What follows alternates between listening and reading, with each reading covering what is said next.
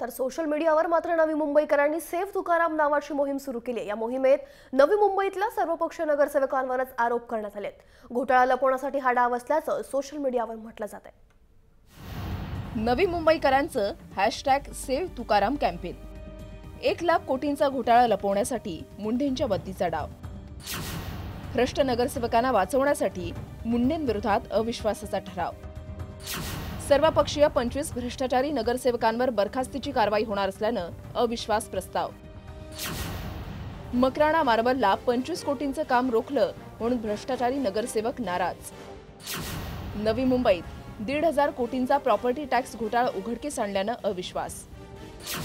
मुंढेंना हटाव मोहिमेमागच्या माफियांना शिवसेनेची साथ। मुंबई महापालिकेपाठोपाठ नवी मुंबईतल्या माफियांनाही शिवसेनेचं संरक्षण।